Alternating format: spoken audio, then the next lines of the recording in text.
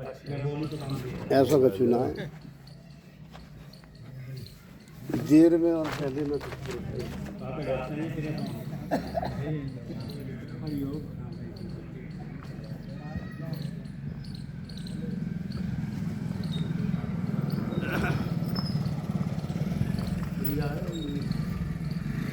बोले सच्चिदानंद भगवान की जय। हमारा आसन मिलकर के बोल लेते हैं।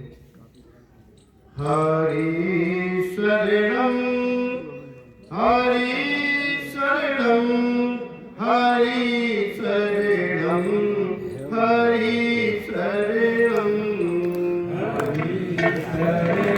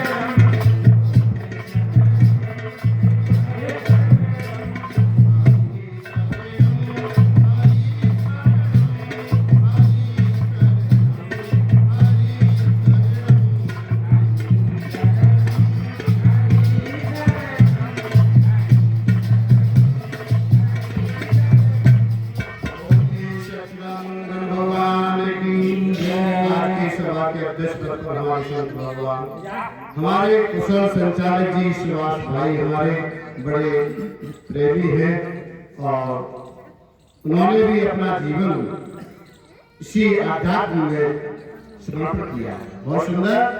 और हमारे बैठे हुए सभी संतजन विद्वतजन मातृशक्ति सभी के लिए दास का ओम नमो नारायण। बहुत सुंदर प्रसंग, बहुत सुंदर। देखिए, सर्वप्रथम तो बड़े सौभाग्य की बात यह है कि आज इस सत्संग में 14 जनवरी को 14 तारीख मकर संक्रांति का पर्व और उसके साथ साथ एकादशी भी है। तो कितना हमें आज सौभाग्य का समय मिला है जिसमें हम सत्संग श्रवण कर रहे हैं। विषय भी बहुत सुंदर हमारे आचार्य जी ने आप सबको सब कुछ बोल ही दिया है। देखिए, अभी कहा था कि एक उपादान कार्य और एक निमित्त कार्य। यह कृषि का जो उपदेश है बहुत सुंदर दिया हमारे और आपको समझने के लिए। और वेदांत की भाषा में अगर जाएंगे तो उपादान वही है और निमित्त भी वही। वही है, संसार में कोई दूसरा है ही नहीं। कह रही थी कि हम कहीं कहीं कोई कोई जगह परमात्मा को देखते हैं और कहीं कहीं किसी जगह परमात्मा को नहीं देखते हैं। यही है निमित्त कारण और यही है उपादान कारण। अगर हम सब जगह देखने लग जाए, जैसे कह रहे हैं कि आत्मा ही परमात्मा है, बहुत सच बात है, और आत्मा सबके अंदर प्रकाश रूप से विद्यमान है। कोई जगह कहीं एक क्षण भी खाली नहीं है। जो भी दिखाई दे रहा है वही परमात्मा का ही स्वरूप है। यही तो हमें सत्संग में आके समझना है। आत्मा एक परमात्मा और एक जीव। हमारे कर्म बंधन जब तक रहते हैं, जब तक हम अविद्या में रहते हैं, तब तक हम जीव भाव में रहते हैं। और जब ऐसे महापुरुषों की वाणी सुनकर के सब परमात्मा में हो जाए तो जीव ही कहा है कि ईश्वर अंश जीव अविनाशी। भाई ये जीव जो है अंतःकरण मन बुद्धि चित्त अहंकार के सहित हमारे कर्मों के अनुसार ये मन ही हमारा शुभ और अशुभ फल देकर के अन्य अन्य योनियों में पहुंचते हैं। पर आत्मा न कहीं से आता है और न कहीं से जाता है। वेदांत की भाषा में ये आत्मा एक आभास के रूप में मन के सहित चला जाता है। जब तो कहते हैं ईश्वर से जीव अविनाशी। भाई ऐसे समझ लें जैसे चंद्रमा है और एक मटका है, उसमें पानी भरा हुआ है। अब चंद्रमा का जो आभास मटके के अंदर पानी में पड़ेगा और उस मटके को जहां कहीं भी ले जाओगे तो चंद्रमा जाएगा कि चंद्रमा का आभास जाएगा। यह मनरूपी पानी में हमारा परमात्मा आत्मा रूपी प्रकाश का आभास हमारा आगे की यात्रा करता है। कर्म बंधन हमारे कर्मों का जो शुभ हो और अशुभ हो, जैसे हम कर्म करेंगे वैसे फल हमको भोगने पड़ेंगे।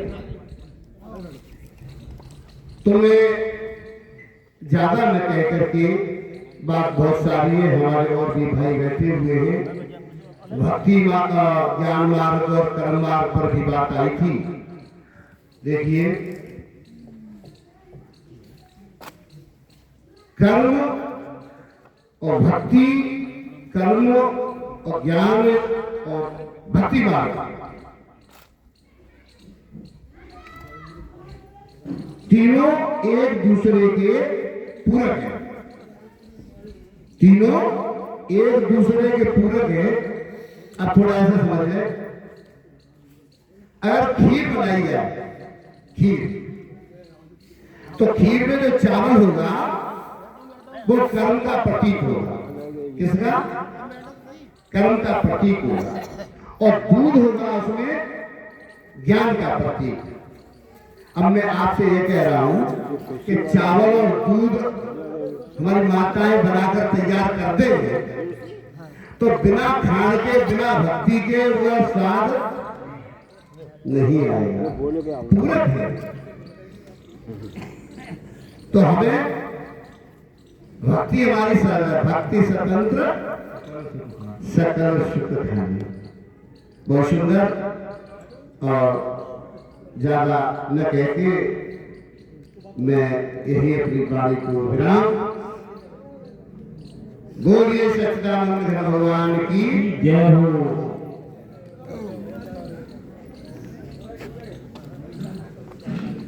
गए रघुपति सुने भामिन माता, मानव एक भगत का नाता। जात पात कुल धर्म बढ़ाई, धन बल परिजन गुण चतुराई। धन में हो, बल में हो, आड़े हो, धनवानस्मी, पुत्र वाला हो, कई भाई हो, बाहुबल हो उसमें, ठीक है, जात पात में बड़ा हो, पंक्ति में आगे उठाया जाता हो, फिर भी भगवान कहते हैं भगत हीन नर सोए कैसा, बिन जल बारिश देखिए कैसा।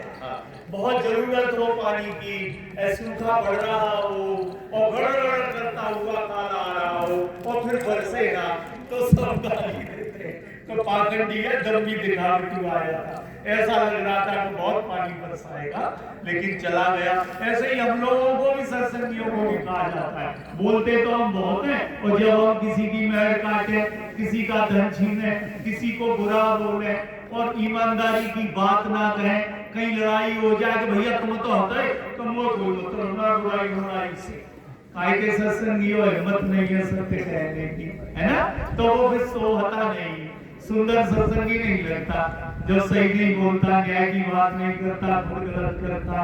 तो ऐसे ही भगवान ने कहा भगत हीन नर सोए कैसा, बिन जल बारिश देखिए तैसा। तो 8 प्रकार की नवदा भक्ति है, तो ये बाद में कोई वक्ता के द्वारा यहाँ प्रसारित होगी, सुनेंगे आप। बहुत बहुत धन्यवाद। आदरणीय श्री को और निवेदन करें, आपको बुला ले दादा।